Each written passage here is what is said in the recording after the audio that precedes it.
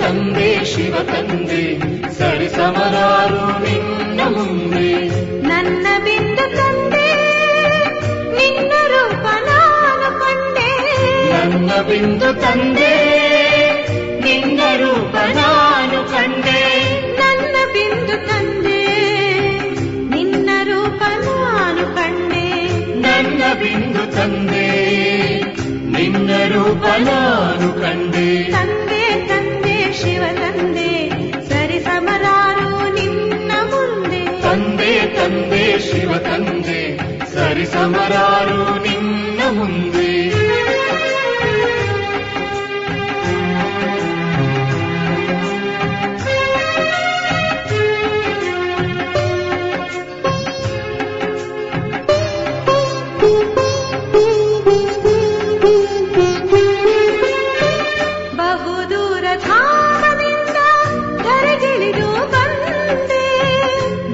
ದೂರ ಧಾಮದಿಂದ ಧರೆಗಿಳಿದು ಬಂದೆ.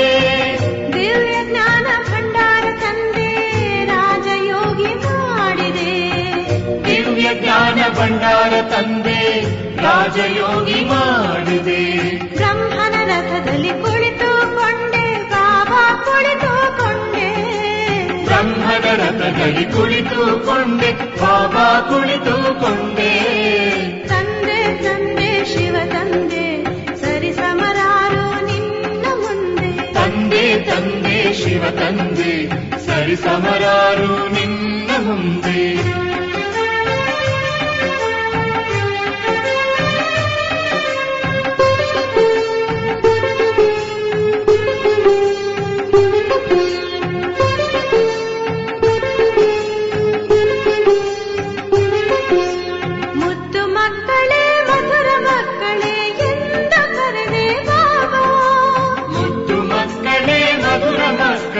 ಎಂದು ಕರೆದೆ ಬಾಬಾ. ನನ್ನನ್ನು ಅಪ್ಪಿ ಮುದ್ದಾಡಿದೆ. ನನ್ನನ್ನು ಅಪ್ಪಿಕೊಂಡು ಮುದ್ದಾಡಿದೆ. ನನ್ನನ್ನು ಅಪ್ಪಿ ಮುದ್ದಾಡಿದೆ.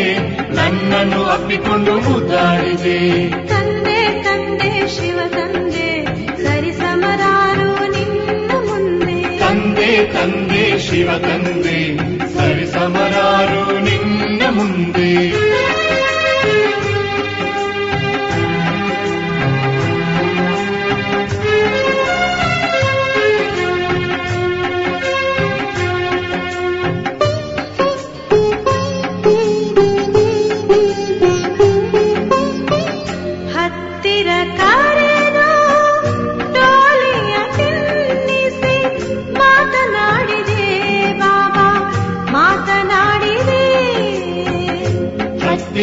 ಕರೆದು ಟೋಲಿಯ ತಿನ್ನಿಸಿ ಮಾತನಾಡಿದೆ ಬಾಬಾ ಮಾತನಾಡಿದೆ. ಜ್ಞಾನವ ತಿಳಿಸಿ ದೃಷ್ಟಿಯ ಕೊಟ್ಟು ಶಕ್ತಿಯ ತುಂಬಿದೆ ಬಾಬಾ. ಜ್ಞಾನವ ತಿಳಿಸಿ ದೃಷ್ಟಿಯ ಕೊಟ್ಟು ಶಕ್ತಿಯ ತುಂಬಿದೆ ಬಾಬಾ. ತಂದೆ ತಂದೆ ಶಿವ ತಂದೆ ಸರಿ ಸಮರಾರು ನಿನ್ನ ಮುಂದೆ. ತಂದೆ ತಂದೆ ಶಿವ ತಂದೆ ಸರಿ ಸಮರಾರು ನಿನ್ನ ಮುಂದೆ. ನನ್ನ ಬಿಂದು ತಂದೆ ನಿನ್ನ ರೂಪ ನಾನು ಕಂಡೆ. ನನ್ನ ಬಿಂದು ತಂದೆ ನಿನ್ನ ರೂಪ ನಾನು ಕಂಡೆ. ತಂದೆ ತಂದೆ ಶಿವ ತಂದೆ ಸರಿ ಸಮರಾರು ನಿನ್ನ ಮುಂದೆ. ತಂದೆ ತಂದೆ ಶಿವ ತಂದೆ ಸರಿ ಸಮರಾರು ನಿನ್ನ ಮುಂದೆ. ಸರಿ ಸಮರಾರು ನಿನ್ನ ಮುಂದೆ. ಸರಿ ಸಮರಾರು ನಿನ್ನ ಮುಂದೆ.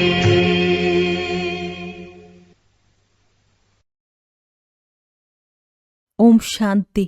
ಇಂದಿನ ದಿನಾಂಕ 17/1/2026. ಪ್ರಾರ್ಥ ಮುರುಳಿ ಬಾಪ್ತಾದ ಮಧುಬನ. ಮಧುರ ಮಕ್ಕಳೇ, ಯಾವಾಗ ಈ ಭಾರತವು ಸ್ವರ್ಗವಾಗಿತ್ತೋ ಆಗ ನೀವು ಸಂಪೂರ್ಣ ಪ್ರಕಾಶತೆಯಲ್ಲಿದ್ದೀರಿ. ಈಗ ಅಂಧಕಾರವಿದೆ, ಪುನಃ ಬೆಳಕಿನೆಡೆಗೆ ನಡೆಯಿರಿ. ಪ್ರಶ್ನೆ: ತಂದೆಯು ತಮ್ಮ ಮಕ್ಕಳಿಗೆ ಯಾವ ಒಂದು ಕಥೆಯನ್ನು ತಿಳಿಸಲು ಬಂದಿದ್ದಾರೆ? ಉತ್ತರ: ತಂದೆಯು ತಿಳಿಸುತ್ತಾರೆ, ಮಧುರ ಮಕ್ಕಳೇ, ನಾನು ನಿಮಗೆ 84 ಜನ್ಮಗಳ ಕಥೆಯನ್ನು ತಿಳಿಸುತ್ತೇನೆ.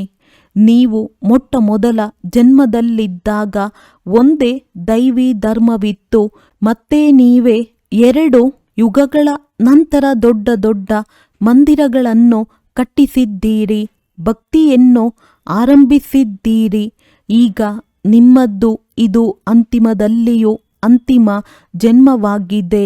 ದುಃಖಹರ್ತ ಸುಖಕರ್ತ ಬನ್ನಿ ಎಂದು ನೀವೇ ಕರೆದಿರಿ, ಆದ್ದರಿಂದ ನಾನೀಗ ಬಂದಿದ್ದೇನೆ. ಗೀತೆ: ಇಂದು ಅಂಧಕಾರದಲ್ಲಿ ಮನುಷ್ಯರು. ಓಂ ಶಾಂತಿ. ನೀವು ಮಕ್ಕಳಿಗೆ ತಿಳಿದಿದೆ, ಈಗ ಇದು ಕಲಿಯುಗಿ ಪ್ರಪಂಚವಾಗಿದೆ. ಎಲ್ಲರೂ ಅಂಧಕಾರದಲ್ಲಿದ್ದಾರೆ. ಮೊದಲು ಭಾರತವು ಸ್ವರ್ಗವಾಗಿದ್ದಾಗ ಪ್ರಕಾಶತೆಯಲ್ಲಿದ್ದರು. ಇದೇ ಭಾರತವಾಸಿಗಳು ಯಾರು ತಮ್ಮನ್ನು ಹಿಂದೂಗಳೆಂದು ಕರೆಸಿಕೊಳ್ಳುತ್ತಿದ್ದಾರೆಯೋ ಅವರು ಮೂಲತಃ ದೇವಿ ದೇವತೆಗಳಾಗಿದ್ದರು. ಭಾರತದಲ್ಲಿ ಸ್ವರ್ಗವಾಸಿಗಳಿದ್ದಾಗ ಮತ್ಯಾವುದೇ ಧರ್ಮವಿರಲಿಲ್ಲ, ಒಂದೇ ಧರ್ಮವಿತ್ತು. ಸ್ವರ್ಗ, ವೈಕುಂಠ, ಬಹಿಷ್ಠ, ಹೆವೆನ್ ಇವೆಲ್ಲವೂ ಭಾರತದ ಹೆಸರುಗಳಾಗಿದ್ದವು. ಭಾರತವು ಪವಿತ್ರ ಮತ್ತು ಪ್ರಾಚೀನ ಧನವಂತವಾಗಿತ್ತು. ಈಗಂತೂ ಭಾರತವು ಕಂಗಾಲಾಗಿದೆ, ಏಕೆಂದರೆ ಈಗ ಕಲಿಯುಗವಾಗಿದೆ. ನಿಮಗೆ ತಿಳಿದಿದೆ, ನಾವು ಅಂಧಕಾರದಲ್ಲಿದ್ದೇವೆ. ಸ್ವರ್ಗದಲ್ಲಿದ್ದಾಗ ಪ್ರಕಾಶತೆಯಲ್ಲಿದ್ದೆವು. ಸ್ವರ್ಗದ ರಾಜರಾಜೇಶ್ವರ ರಾಜರಾಜೇಶ್ವರಿ ಶ್ರೀಲಕ್ಷ್ಮೀ ನಾರಾಯಣರಾಗಿದ್ದರು. ಅದಕ್ಕೆ ಸುಖಧಾಮವೆಂದು ಹೇಳಲಾಗುತ್ತದೆ. ತಂದೆಯಿಂದಲೇ ನೀವು ಸುಖದ ಆಸ್ತಿಯನ್ನು ಪಡೆಯಬೇಕಾಗಿದೆ. ಅದಕ್ಕೆ ಜೀವನ್ಮುಕ್ತಿ ಎಂದು ಹೇಳಲಾಗುತ್ತದೆ. ಈಗಂತೂ ಎಲ್ಲರೂ ಜೀವನ ಬಂಧನದಲ್ಲಿದ್ದಾರೆ. ವಿಶೇಷವಾಗಿ ಭಾರತ ಹಾಗೂ ಇಡೀ ಪ್ರಪಂಚವೇ ರಾವಣನ ಬಂಧನದಲ್ಲಿ ಶೋಕವಾಟಿಕೆಯಲ್ಲಿದೆ. ರಾವಣನು ಕೇವಲ ಲಂಕೆಯಲ್ಲಿದ್ದನು ಮತ್ತು ರಾಮನು ಭಾರತದಲ್ಲಿದ್ದನು. ರಾವಣನು ಬಂದು ಸೀತೆಯನ್ನು ಅಪಹರಿಸಿದನು ಎಂದಲ್ಲ. ಇವೆಲ್ಲ ದಂತಕಥೆಗಳಾಗಿವೆ. ಗೀತೆಯು ಮುಖ್ಯವಾಗಿದೆ. ಸರ್ವಶಾಸ್ತ್ರಮಯಿ ಶಿರೋಮಣಿ ಶ್ರೀಮತ್ ಅರ್ಥಾತ್ ಭಗವಂತನು ಭಾರತದಲ್ಲಿ ಉಚ್ಚರಿಸುವುದಾಗಿದೆ. ಮನುಷ್ಯರು ಯಾರದ್ದೇ ಸದ್ಗತಿ ಮಾಡಲು ಸಾಧ್ಯವಿಲ್ಲ. ಸತ್ಯಯುಗದಲ್ಲಿ ಜೀವನ್ಮುಕ್ತ ದೇವಿ ದೇವತೆಗಳಿದ್ದರು. ಯಾರು ಈ ಆಸ್ತಿಯನ್ನು ಕಲಿಯುಗದ ಅಂತ್ಯದಲ್ಲಿ ಪಡೆದಿದ್ದರು. ಭಾರತವಾಸಿಗಳಿಗೆ ಇದು ತಿಳಿದೇ ಇಲ್ಲ. ಯಾವುದೇ ಶಾಸ್ತ್ರಗಳಲ್ಲಿಯೂ ಇಲ್ಲ. ಶಾಸ್ತ್ರಗಳಲ್ಲಿ ಭಕ್ತಿ ಮಾರ್ಗದ ಜ್ಞಾನವಿದೆ. ಸದ್ಗತಿ ಮಾರ್ಗದ ಜ್ಞಾನವು ಮನುಷ್ಯ ಮಾತ್ರರಲ್ಲಿ ಇಲ್ಲವೇ ಇಲ್ಲ. ಎಲ್ಲರೂ ಭಕ್ತಿ ಕಲಿಸುವವರಾಗಿದ್ದಾರೆ. ಶಾಸ್ತ್ರಗಳನ್ನು ಓದಿ ದಾನ ಪುಣ್ಯ ಮಾಡಿ ಎಂದು ಹೇಳುತ್ತಾರೆ. ಈ ಭಕ್ತಿಯು ದ್ವಾಪರದಿಂದ ನಡೆದು ಬರುತ್ತದೆ. ಸತ್ಯ ತ್ರೇತಾಯುಗದಲ್ಲಿ ಜ್ಞಾನದ ಪ್ರಾರಬ್ಧವಿರುತ್ತದೆ. ಅಲ್ಲಿಯೂ ಈ ಜ್ಞಾನವು ನಡೆದು ಬರುತ್ತದೆ ಎಂದಲ್ಲ.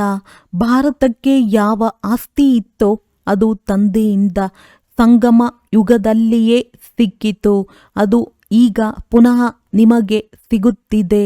ಭಾರತವಾಸಿಗಳು ಯಾವಾಗ ನರಕವಾಸಿ ಬೇಅದ್ದಿನ ದುಃಖಿಯಾಗಿ ಬಿಡುವರೋ ಆಗ ಏ ಪತಿತ ಪಾವನ ದುಃಖಹರ್ತ ಸುಖಕರ್ತನೆಂದು ಕರೆಯುತ್ತಾರೆ. ಯಾರ ದುಃಖಹರ್ತ ಸರ್ವರ ದುಃಖಹರ್ತನಾಗಿದ್ದಾರೆ. ಏಕೆಂದರೆ ಮುಖ್ಯವಾಗಿ ಭಾರತ ಹಾಗೂ ಸಾಮಾನ್ಯವಾಗಿ ಇಡೀ ಪ್ರಪಂಚದ ಎಲ್ಲರಲ್ಲಿ ಪಂಚವಿಕಾರಗಳಿವೆ. ತಂದೆಯು ಪತಿತ ಪಾವನನಾಗಿದ್ದಾರೆ. ತಂದೆಯು ತಿಳಿಸುತ್ತಾರೆ, ನಾನು ಕಲ್ಪಕಲ್ಪವೂ ಕಲ್ಪದ ಸಂಗಮಯುಗದಲ್ಲಿ ಬರುತ್ತೇನೆ. ಸರ್ವರ ಸದ್ಗತಿ ದಾತನಾಗುತ್ತೇನೆ. ಅಹಲ್ಯರು, ಗಣಿಕೆಯರು ಮತ್ತು ಯಾರೆಲ್ಲ ಗುರುಗಳಿದ್ದಾರೆಯೋ ಅವರೆಲ್ಲರ ಉದ್ಧಾರವನ್ನು ನಾನೇ ಮಾಡಬೇಕಾಗುತ್ತದೆ. ಏಕೆಂದರೆ ಇದಂತೂ ಪತಿತ ಪ್ರಪಂಚವಾಗಿದೆ. ಸತ್ಯಯುಗಕ್ಕೆ ಪಾವನ ಪ್ರಪಂಚವೆಂದು ಕರೆಯಲಾಗುತ್ತದೆ. ಭಾರತದಲ್ಲಿ ಈ ಲಕ್ಷ್ಮೀನಾರಾಯಣರ ರಾಜ್ಯವಿತ್ತು. ಇವರು ಸ್ವರ್ಗದ ಮಾಲೀಕರಾಗಿದ್ದಾರೆಂಬುದು ಭಾರತವಾಸಿಗಳಿಗೆ ತಿಳಿದಿಲ್ಲ. ಪತಿತ ಖಂಡವೆಂದರೆ ಅಸತ್ಯ ಖಂಡ, ಪಾವನ ಖಂಡವೆಂದರೆ ಸತ್ಯ ಖಂಡ. ಭಾರತ ಪಾವನ ಖಂಡವಾಗಿತ್ತು. ಈ ಭಾರತವು ಅವಿನಾಶಿ ಖಂಡವಾಗಿದೆ. ಇದೆಂದು ವಿನಾಶ ಹೊಂದುವುದಿಲ್ಲ. ಯಾವಾಗ ಈ ಲಕ್ಷ್ಮೀನಾರಾಯಣರ ರಾಜ್ಯವಿತ್ತೋ ಆಗ ಮತ್ಯಾವುದೇ ಖಂಡವಿರಲಿಲ್ಲ. ಅವೆಲ್ಲವೂ ನಂತರದಲ್ಲಿ ಬರುತ್ತವೆ. ಮನುಷ್ಯರು ಕಲ್ಪವನ್ನು ಲಕ್ಷಾಂತರ ವರ್ಷಗಳೆಂದು ಬರೆದಿದ್ದಾರೆ. ಆದರೆ ಕಲ್ಪದ ಆಯಸ್ಸು 5,000 ವರ್ಷಗಳಾಗಿದೆ. ಮನುಷ್ಯರು 84 ಲಕ್ಷ ಜನ್ಮಗಳನ್ನು ತೆಗೆದುಕೊಳ್ಳುತ್ತಾರೆಂದು ಹೇಳುತ್ತಾರೆ ಮತ್ತು ಮನುಷ್ಯರನ್ನು ನಾಯಿ, ಬೆಕ್ಕು, ಕತ್ತೆ ಇತ್ಯಾದಿ ಎಲ್ಲವನ್ನಾಗಿ ಮಾಡಿಬಿಟ್ಟಿದ್ದಾರೆ. ಆದರೆ ಬೆಕ್ಕು, ನಾಯಿಯ ಜನ್ಮವೇ ಬೇರೆಯಾಗಿದೆ. 84 ಲಕ್ಷ ವಿಭಿನ್ನ ಪ್ರಾಣಿ ಪಕ್ಷಿಗಳಿವೆ. ಮನುಷ್ಯ ಜಾತಿಯಂತೂ ಒಂದೇ ಆಗಿದೆ. ಮನುಷ್ಯರೇ 84 ಜನ್ಮಗಳನ್ನು ತೆಗೆದುಕೊಳ್ಳುವರು. ತಂದೆಯು ತಿಳಿಸುತ್ತಾರೆ, ಭಾರತವಾಸಿಗಳು ಡ್ರಾಮಾ ಪ್ಲಾನ್ ಅನುಸಾರ ತಮ್ಮ ಧರ್ಮವನ್ನೇ ಮರೆತು ಹೋಗಿದ್ದಾರೆ. ಕಲಿಯುಗದ ಅಂತ್ಯದಲ್ಲಿ ಸಂಪೂರ್ಣ ಪತಿತರಾಗಿ ಬಿಟ್ಟಿದ್ದಾರೆ.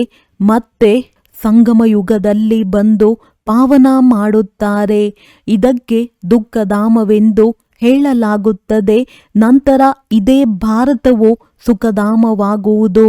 ತಂದೆಯು ತಿಳಿಸುತ್ತಾರೆ, ಏ ಮಕ್ಕಳೇ, ನೀವು ಭಾರತವಾಸಿಗಳು ಸ್ವರ್ಗವಾಸಿಗಳಾಗಿದ್ದೀರಿ.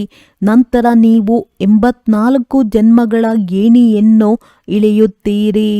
ಸತೋದಿಂದ ರಜೋ ತಮೋದಲ್ಲಿ ಖಂಡಿತ ಬರಲೇಬೇಕಾಗಿದೆ. ನೀವು ದೇವತೆಗಳಂತಹ ಧನವಂತರು, ಸದಾ ಸಂತೋಷ, ಆರೋಗ್ಯ, ಐಶ್ವರ್ಯವಂತರು ಮತ್ಯಾರೂ ಆಗುವುದಿಲ್ಲ. ಭಾರತವು ಎಷ್ಟು ಸಾಹುಕಾರನಾಗಿತ್ತೋ ವಜ್ರ ರತ್ನಗಳು ಕಲ್ಲುಗಳ ತರಹ ಹೇರಳವಾಗಿದ್ದವು. 2 ಯುಗಗಳ ನಂತರ ಭಕ್ತಿ ಮಾರ್ಗದಲ್ಲಿ ಎಷ್ಟು ದೊಡ್ಡ ದೊಡ್ಡ ಮಂದಿರಗಳನ್ನು ಕಟ್ಟಿಸುತ್ತಾರೆ. ಅದು ಎಷ್ಟು ಬಾರಿ ಮಂದಿರಗಳನ್ನು ಕಟ್ಟಿಸಿದ್ದರೂ ಸೋಮನಾಥ ಮಂದಿರವು ದೊಡ್ಡದಕ್ಕಿಂತ ದೊಡ್ಡದಾಗಿತ್ತು. ಕೇವಲ ಒಂದು ಮಂದಿರವೇ ಇರುವುದಿಲ್ಲ ಅಲ್ಲವೇ? ಅನ್ಯ ರಾಜರ ಮಂದಿರಗಳು ಇದ್ದವು. ಎಷ್ಟೊಂದು ಲೂಟಿ ಮಾಡಿಕೊಂಡು ಹೋಗಿದ್ದಾರೆ. ತಂದೆಯು ನೀವು ಮಕ್ಕಳಿಗೆ ಸ್ಮೃತಿ ತರಿಸುತ್ತಾರೆ, ನಿಮ್ಮನ್ನು ಎಷ್ಟು ಸಾಹುಕಾರರನ್ನಾಗಿ ಮಾಡಿದ್ದೆನೋ. ನೀವು ಸರ್ವಗುಣ ಸಂಪನ್ನರು, 16 ಕಲಾ ಸಂಪೂರ್ಣರಾಗಿದ್ದೀರಿ. ಯಥಾ ಮಹಾರಾಜ ಮಹಾರಾಣಿ ಅವರಿಗೆ ಭಗವಾನ್ ಭಗವತಿ ಎಂದು ಹೇಳಬಹುದು. ಆದರೆ ತಂದೆಯು ತಿಳಿಸಿದ್ದಾರೆ, ಭಗವಂತನು ಒಬ್ಬರೇ ಆಗಿದ್ದಾರೆ. ಅವರು ತಂದೆಯಾಗಿದ್ದಾರೆ.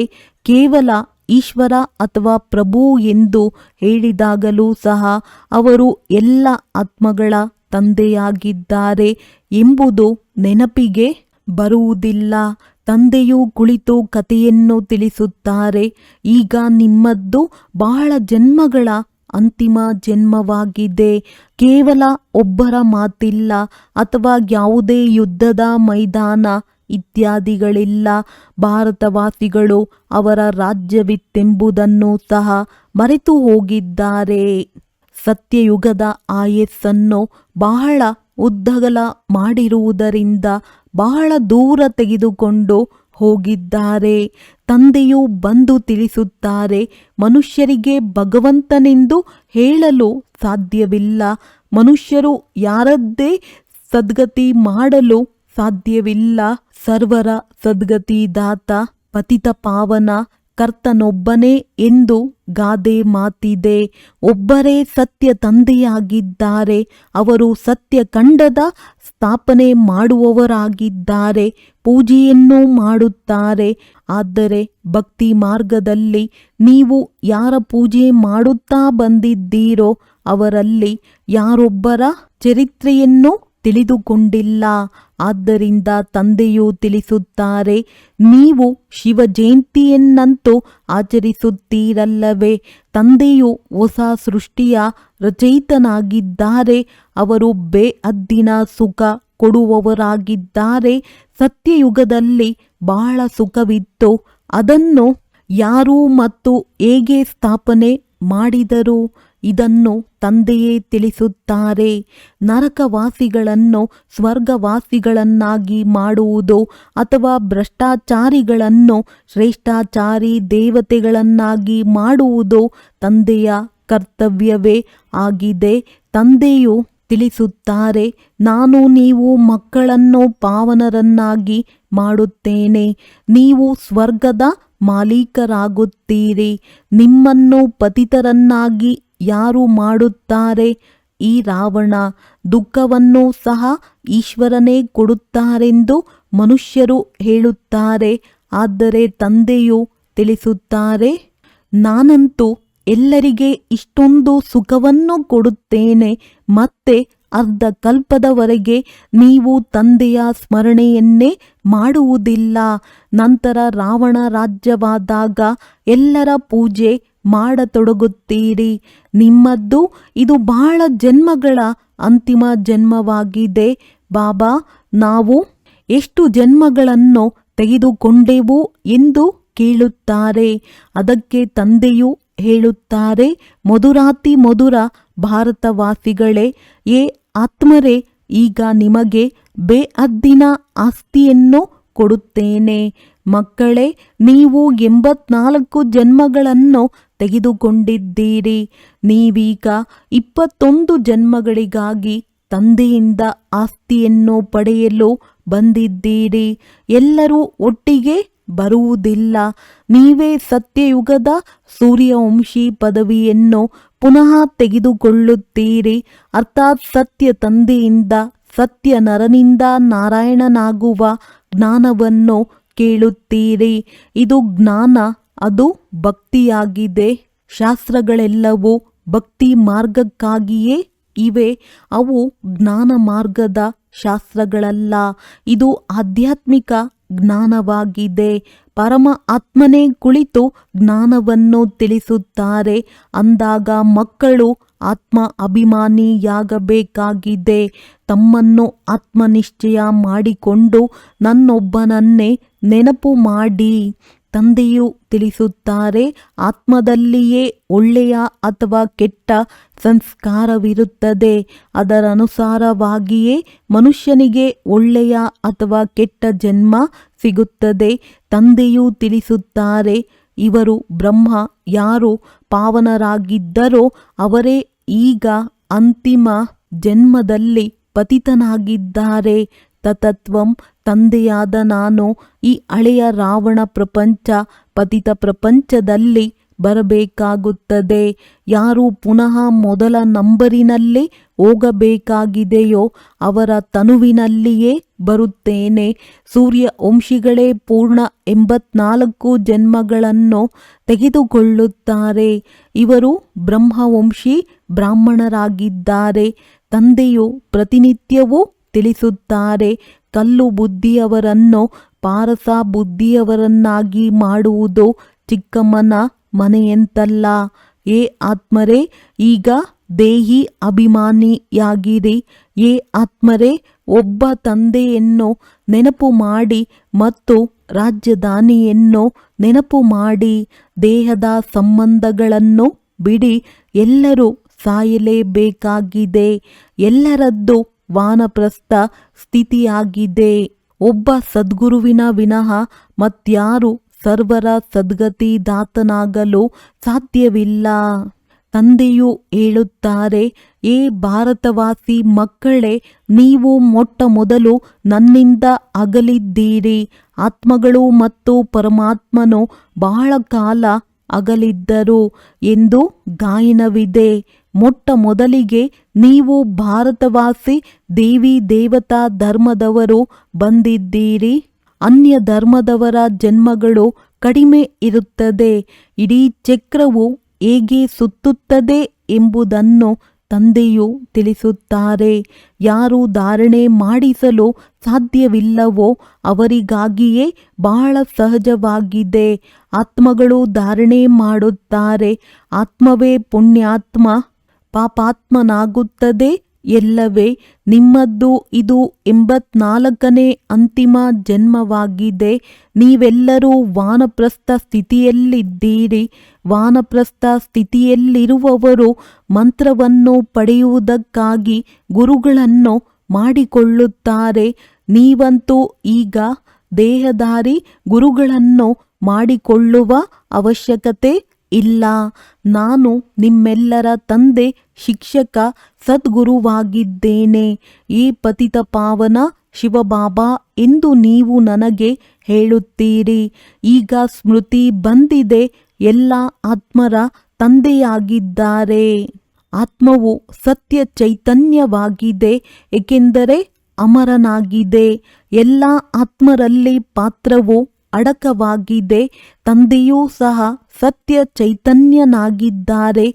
ಅವರು ಮನುಷ್ಯ ಸೃಷ್ಟಿಯ ಬೀಜರೂಪನಾಗಿರುವ ಕಾರಣ ತಿಳಿಸುತ್ತಾರೆ. ನಾನು ಇಡೀ ವೃಕ್ಷದ ಆದಿ ಮಧ್ಯ ಅಂತ್ಯವನ್ನು ತಿಳಿದುಕೊಂಡಿದ್ದೇನೆ. ಆದ್ದರಿಂದ ನನಗೆ ಜ್ಞಾನಪೂರ್ಣನೆಂದು ಕರೆಯುತ್ತಾರೆ. ನಿಮ್ಮಲ್ಲಿಯೂ ಪೂರ್ಣ ಜ್ಞಾನವಿದೆ. ಬೀಜದಿಂದ ವೃಕ್ಷವು ಹೇಗೆ ಆಗುತ್ತದೆ? ವೃಕ್ಷವು ಬೆಳೆಯುವುದರಲ್ಲಿ ಸಮಯ ಹಿಡಿಸುತ್ತದೆ ಎಲ್ಲವೇ. ತಂದೆಯು ತಿಳಿಸುತ್ತಾರೆ, ನಾನು ಬೀಜರೂಪನಾಗಿದ್ದೇನೆ. ಅಂತಿಮದಲ್ಲಿ ಇಡೀ ವೃಕ್ಷವು ಜಡೀಭೂತ ಸ್ಥಿತಿಯನ್ನು ತಲುಪುತ್ತದೆ. ಈಗ ನೋಡಿ, ದೇವಿ ದೇವತಾ ಧರ್ಮದ ಫೌಂಡೇಶನ್ ಇಲ್ಲ, ಅದು ಮರೆಯಾಗಿದೆ. ಯಾವಾಗ ದೇವತಾ ಧರ್ಮವು ಪ್ರಾಯಲೋಪವಾಗುವುದೋ ಆಗ ಮತ್ತೆ ಒಂದು ಧರ್ಮದ ಸ್ಥಾಪನೆ ಮಾಡಿ ಉಳಿದೆಲ್ಲದರ ವಿನಾಶ ಮಾಡಿಸಲು ತಂದೆಯೂ ಬರಬೇಕಾಗುತ್ತದೆ. ಪ್ರಜಾಪಿತ ಬ್ರಹ್ಮರವರ ಮೂಲಕ ತಂದೆಯು ಆದಿ ಸನಾತನ ದೇವಿ ದೇವತಾ ಧರ್ಮದ ಸ್ಥಾಪನೆ ಮಾಡಿಸುತ್ತಿದ್ದಾರೆ. ಇದು ಸಹ ಡ್ರಾಮಾದಲ್ಲಿ ಮಾಡಲ್ಪಟ್ಟಿದೆ. ಇದು ಅಂತ್ಯವಾಗುವುದಿಲ್ಲ. ತಂದೆಯು ಅಂತಿಮದಲ್ಲಿ ಬರುತ್ತಾರೆ. ಯಾವಾಗ ಸೃಷ್ಟಿಯ ಆದಿ ಮಧ್ಯ ಅಂತ್ಯದ ಜ್ಞಾನವನ್ನು ತಿಳಿಸಬೇಕಾಗಿದೆ. ಆದ್ದರಿಂದ ಅವಶ್ಯವಾಗಿ ಸಂಗಮದಲ್ಲಿಯೇ ಬರುತ್ತಾರೆ. ನಿಮಗೆ ಒಬ್ಬರೇ ತಂದೆಯಾಗಿದ್ದಾರೆ. ಎಲ್ಲ ಆತ್ಮಗಳು ಸಹೋದರರಾಗಿದ್ದೀರಿ. ಮೂಲವತನದ ನಿವಾಸಿಯಾಗಿದ್ದೀರಿ. ಆ ತಂದೆಯೊಬ್ಬರನ್ನೇ ಎಲ್ಲರೂ ನೆನಪು ಮಾಡುತ್ತಾರೆ. ದುಃಖದಲ್ಲಿ ಎಲ್ಲರೂ ಸ್ಮರಣೆ ಮಾಡುವರು. ರಾವಣ ರಾಜ್ಯದಲ್ಲಿ ದುಃಖವಿದೆಯಲ್ಲವೇ? ಇಲ್ಲಿ ಸ್ಮರಣೆ ಮಾಡುತ್ತಾರೆ. ಅಂದ ಮೇಲೆ ತಂದೆಯು ಸರ್ವರ ಸದ್ಗತಿದಾತನಾಗಿದ್ದಾರೆ. ಅವರದ್ದೇ ಮಹಿಮೆಯಿದೆ. ತಂದೆಯು ಬರದಿದ್ದರೆ ಭಾರತವನ್ನು ಸ್ವರ್ಗವನ್ನಾಗಿ ಯಾರು ಮಾಡುವರು? ಇಸ್ಲಾಮಿ ಮೊದಲಾದ ಯಾರೆಲ್ಲರೂ ಇದ್ದಾರೆಯೋ ಎಲ್ಲರೂ ಈ ಸಮಯದಲ್ಲಿ ತಮೋಪ್ರಧಾನರಾಗಿದ್ದಾರೆ. ಎಲ್ಲರೂ ಅವಶ್ಯವಾಗಿ ಪುನರ್ಜನ್ಮವನ್ನು ತೆಗೆದುಕೊಳ್ಳಬೇಕಾಗಿದೆ. ಈಗ ನರಕದಲ್ಲಿ ಪುನರ್ಜನ್ಮ ಸಿಗುತ್ತದೆ, ಸ್ವರ್ಗದಲ್ಲಿ ಹೋಗುತ್ತಾರೆಂದಲ್ಲ. ಹೇಗೆ ಸ್ವರ್ಗವಾಸಿಯಾದರು ಎಂದು ಹಿಂದೂಗಳು ಹೇಳುತ್ತಾರೆ. ಅಂದ ಮೇಲೆ ಅವಶ್ಯವಾಗಿ ನರಕದಲ್ಲಿದ್ದರು. ಈಗ ಸ್ವರ್ಗದಲ್ಲಿ ಹೋದರು ಎಂದು ಅರ್ಥವಲ್ಲವೇ? ಸ್ವರ್ಗವಾಸಿಯಾದರು ಎಂದ ಮೇಲೆ ಮತ್ತೆ ನರಕದ ಆಸುರಿ ವೈಭವವನ್ನು ಅವರಿಗೆ ಏಕೆ ತಿನ್ನಿಸುತ್ತೀರಿ? ಬಾಂಗ್ಲಾದಲ್ಲಿ ಮೀನುಗಳನ್ನು ತಿನ್ನಿಸುತ್ತಾರೆ. ಅರೆ, ಅವರಿಗೆ ಇವೆಲ್ಲವನ್ನು ತಿನ್ನುವ ಅವಶ್ಯಕತೆ ಏನಿದೆ, ಇಂಥವರು ನಿರ್ವಾಣಗೈದರು ಎಂದು ಹೇಳುತ್ತಾರೆ. ತಂದೆಯು ತಿಳಿಸುತ್ತಾರೆ, ಇವೆಲ್ಲವೂ ಸುಳ್ಳಾಗಿದೆ. ಹಿಂತಿರುಗಿ ಯಾರೂ ಹೋಗಲು ಸಾಧ್ಯವಿಲ್ಲ. ಯಾವಾಗ ಮೊದಲನೇ ನಂಬರಿನವರೇ 84 ಜನ್ಮಗಳನ್ನು ತೆಗೆದುಕೊಳ್ಳಬೇಕಾಗುತ್ತದೆ. ಅಂದ ಮೇಲೆ ಅನ್ಯರು ಯಾರು ಹೋಗಲು ಸಾಧ್ಯ? ತಂದೆಯು ತಿಳಿಸುತ್ತಾರೆ, ಇದರಲ್ಲಿ ಯಾವುದೇ ಕಷ್ಟವಿಲ್ಲ. ಭಕ್ತಿ ಮಾರ್ಗದಲ್ಲಿ ಎಷ್ಟೊಂದು ಕಷ್ಟವಿರುತ್ತದೆ. ರಾಮ ರಾಮ ಎಂದು ಜಪಿಸುತ್ತಾ ರೋಮಾಂಚನವಾಗಿ ನಿಂತು ಬಿಡುತ್ತಾರೆ. ಅವೆಲ್ಲವೂ ಭಕ್ತಿ ಮಾರ್ಗವಾಗಿದೆ. ಈ ಸೂರ್ಯ ಚಂದ್ರರನ್ನು ನೀವು ತಿಳಿದುಕೊಂಡಿದ್ದೀರಿ. ಇವರು ಪ್ರಕಾಶ ನೀಡುವವರಾಗಿದ್ದಾರೆ. ಇವರೇನು ದೇವತೆಗಳಲ್ಲ. ವಾಸ್ತವದಲ್ಲಿ ಜ್ಞಾನ ಸೂರ್ಯ, ಜ್ಞಾನ ಚಂದ್ರಮ ಮತ್ತು ನೀವು ಜ್ಞಾನ ನಕ್ಷತ್ರಗಳ ಮಹಿಮೆ ಇದೆ. ಇದರಿಂದ ಅವರು ಸೂರ್ಯ ದೇವತಾಯೇ ನಮಃ ಎಂದು ಹೇಳಿ ಸೂರ್ಯನನ್ನು ದೇವತೆ ಎಂದು ತಿಳಿದು ಜಲಾರ್ಪಣೆ ಮಾಡುತ್ತಾರೆ. ಅಂದಾಗ ತಂದೆಯು ತಿಳಿಸುತ್ತಾರೆ, ಇದೆಲ್ಲವೂ ಭಕ್ತಿ ಮಾರ್ಗವಾಗಿದೆ. ಇದು ಕಲ್ಪದ ನಂತರವೂ ಆಗುವುದು. ಮೊದಲು ಒಬ್ಬ ಶಿವತಂದೆಯ ಅವ್ಯಭಿಚಾರಿ ಭಕ್ತಿ ಇರುತ್ತದೆ. ನಂತರ ದೇವತೆಗಳ ಭಕ್ತಿ ನಡೆಯುತ್ತದೆ. ಮತ್ತೆ ಇಳಿಯುತ್ತಾ ಈಗ ನೋಡಿ, ಎಲ್ಲಿ 3 ರಸ್ತೆಗಳು ಕೂಡುವವೋ ಅಲ್ಲಿ ಮಣ್ಣಿನ ದೀಪವನ್ನಿಟ್ಟು ಎಣ್ಣೆಯನ್ನು ಹಾಕಿ ಅದಕ್ಕೂ ಪೂಜೆ ಮಾಡುತ್ತಾರೆ. ಪಂಚತತ್ವಗಳಿಗೂ ಪೂಜೆ ಮಾಡುತ್ತಾರೆ. ಮನುಷ್ಯರ ಚಿತ್ರವನ್ನು ಮಾಡಿ ಪೂಜಿಸುತ್ತಾರೆ. ಇದರಿಂದ ಪ್ರಾಪ್ತಿಯೇನೂ ಆಗುವುದಿಲ್ಲ. ಈ ಮಾತುಗಳನ್ನು ನೀವು ಮಕ್ಕಳೇ ತಿಳಿದುಕೊಂಡಿದ್ದೀರಿ. ಒಳ್ಳೆಯದು. ಮಧುರಾತಿ ಮಧುರ ಅಗಲಿ ಹೋಗಿ ಮರಳಿ ಸಿಕ್ಕಿರುವ ಮಕ್ಕಳ ಪ್ರತಿ ಮಾತ್ಪಿತಾ ಬಾಪ್ದಾದಾರವರ ನೆನಪು, ಪ್ರೀತಿ ಹಾಗೂ ಸುಪ್ರಭಾತ. ಆತ್ಮಿಕ ಮಕ್ಕಳಿಗೆ ಆತ್ಮಿಕ ತಂದೆಯ ನಮಸ್ತೆ. ಧಾರಣೆಗಾಗಿ ಮುಖ್ಯ ಸಾರ. ಆತ್ಮನಿಂದ ಕೆಟ್ಟ ಸಂಸ್ಕಾರಗಳನ್ನು ತೆಗೆಯಲು ಆತ್ಮ ಅಭಿಮಾನಿಯಾಗಿರುವ ಅಭ್ಯಾಸ ಮಾಡಬೇಕಾಗಿದೆ. ಇದು ಅಂತಿಮ 84ನೇ ಜನ್ಮವಾಗಿದೆ. ವಾನಪ್ರಸ್ಥ ಸ್ಥಿತಿಯಾಗಿದೆ. ಆದ್ದರಿಂದ ಪುಣ್ಯಾತ್ಮನಾಗುವ ಪರಿಶ್ರಮ ಪಡಬೇಕಾಗಿದೆ. ದೇಹದ ಎಲ್ಲ ಸಂಬಂಧಗಳನ್ನು ಬಿಟ್ಟು ಒಬ್ಬ ತಂದೆಯನ್ನು ಮತ್ತು ರಾಜಧಾನಿಯನ್ನು ನೆನಪು ಮಾಡಬೇಕು. ಬೀಜ ಮತ್ತು ವೃಕ್ಷದ ಜ್ಞಾನವನ್ನು ಸ್ಮರಣೆ ಮಾಡಿ ಸದಾ ಹರ್ಷಿತರಾಗಿರಬೇಕು. ವರದಾನ: ಉಪರಾಮ್ ಮತ್ತು ಎವರೆಡಿ ಆಗಿದ್ದು ಬುದ್ಧಿಯ ಮೂಲಕ ಅಶರೀರಿಯಾಗುವ ಅಭ್ಯಾಸವನ್ನು ಮಾಡುವಂತಹ ಸರ್ವ ಕಲೆಗಳಲ್ಲಿ ಸಂಪನ್ನ ಭವ. ಹೇಗೆ ಸರ್ಕಸ್ನಲ್ಲಿ ಉರುಪನ್ನು ತೋರಿಸುವಂತಹ ಕಲೆಗಾರರ ಪ್ರತಿ ಕರ್ಮವು ಕಲೆಯಾಗಿ ಬಿಡುತ್ತದೆ. ಆ ಕಲೆಗಾರರ ಯಾವುದೇ ಅಂಗವನ್ನು ಹೇಗೆ ಬೇಕೋ, ಎಲ್ಲಿ ಬೇಕೋ, ಎಷ್ಟು ಸಮಯದವರೆಗೆ ಬೇಕೋ ಅಲ್ಲಿಯವರೆಗೆ ಮೋಲ್ಡ್ ಮಾಡಲು ಸಾಧ್ಯವಾಗುವುದು. ಇದೇ ಕಲೆಯಾಗಿದೆ. ತಾವು ಮಕ್ಕಳು ಬುದ್ಧಿಯನ್ನು ಯಾವಾಗ ಬೇಕೋ, ಎಷ್ಟು ಸಮಯದವರೆಗೆ, ಎಲ್ಲಿ ಸ್ಥಿತಗೊಳಿಸಬೇಕು ಅಲ್ಲಿ ಸ್ಥಿತಗೊಳಿಸುವುದೇ ಅತಿ ಶ್ರೇಷ್ಠವಾದ ಕಲೆಯಾಗಿದೆ. ಈ ಒಂದು ಕಲೆಯಿಂದ ವಿಶೇಷತೆ 16 ಕಲಾ ಸಂಪನ್ನರಾಗಿ ಬಿಡುವಿರಿ. ಇದಕ್ಕಾಗಿ ಈ ರೀತಿಯಾಗಿ ಉಪರಾಮ್ ಮತ್ತು ಎವರೆಡಿಯಾಗಿರಿ. ಅದು ಆದೇಶದನುಸಾರ 1 ಸೆಕೆಂಡಿನಲ್ಲಿಯೇ ಅಶರೀರಿ ಆಗಿಬಿಡಬೇಕು. ಯುದ್ಧದಲ್ಲಿಯೇ ಸಮಯ ಹೋಗಬಾರದು ಅಥವಾ ಕಳೆದು ಹೋಗಬಾರದು. ಸ್ಲೋಗನ್: ಸರಳತೆ ಮತ್ತು ಸಹನಶೀಲತೆಯ ಗುಣವನ್ನು ಧಾರಣೆ ಮಾಡಿಕೊಳ್ಳುವವರೇ ಸತ್ಯ ಸ್ನೇಹಿ ಹಾಗೂ ಸಹಯೋಗಿ ಆಗಿರುತ್ತಾರೆ. ಅವ್ಯಕ್ತ ಸೂಚನೆಗಳು: ಈ ಅವ್ಯಕ್ತ ಮಾಸದಲ್ಲಿ ಬಂಧನ ಮುಕ್ತರಾಗಿ ಜೀವನ್ಮುಕ್ತ ಸ್ಥಿತಿಯ ಅನುಭವ ಮಾಡಿರಿ. ಯಾರು ಪರಮಾತ್ಮ ಜ್ಞಾನಿ ಮಕ್ಕಳಾಗಿದ್ದಾರೋ ಅವರಿಗೆ ಜ್ಞಾನದ ಫಲವಾಗಿ ಮುಕ್ತಿ ಮತ್ತು ಜೀವನ್ಮುಕ್ತಿಯ ಆಸ್ತಿ ಸಂಗಮ ಯುಗದಲ್ಲಿಯೇ ಲಭಿಸುತ್ತಾರೆ. ಜ್ಞಾನ ಎಂದರೆ ತಿಳುವಳಿಕೆ, ತಿಳುವಳಿಕೆಯುಕ್ತ ಆತ್ಮ ಪ್ರತಿ ಕರ್ಮವನ್ನು ಮಾಡುತ್ತಾ ಇದ್ದರೂ ಸದಾ ಸ್ವತಃ ಬಂಧನ ಮುಕ್ತ, ಎಲ್ಲ ಆಕರ್ಷಣೆಗಳಿಂದ ಮುಕ್ತರಾಗುವುದನ್ನು ತಿಳಿದುಕೊಂಡಿರುತ್ತದೆ. ಅವರ ಪ್ರತಿ ಸಂಕಲ್ಪ, ಮಾತು, ಕರ್ಮ, ಸಂಬಂಧ ಮತ್ತು ಸಂಪರ್ಕದಲ್ಲೂ ಮುಕ್ತಿ, ಜೀವನ್ ಮುಕ್ತಿಯ ಸ್ಟೇಜ್ ಇರುತ್ತದೆ. ಇದನ್ನೇ ನ್ಯಾರ ಮತ್ತು ಪ್ಯಾರ, ಭಿನ್ನ ಮತ್ತು ಪ್ರಿಯ ಎಂದು ಹೇಳಿದ್ದಾರೆ. ಒಳ್ಳೆಯದು. ಓಂ ಶಾಂತಿ.